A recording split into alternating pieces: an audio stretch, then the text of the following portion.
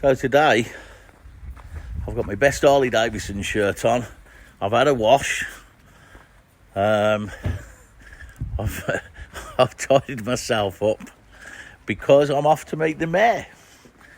The mayor of Grenadier, who is the municipality where the children's centre is that we've raised the money for with the poker run.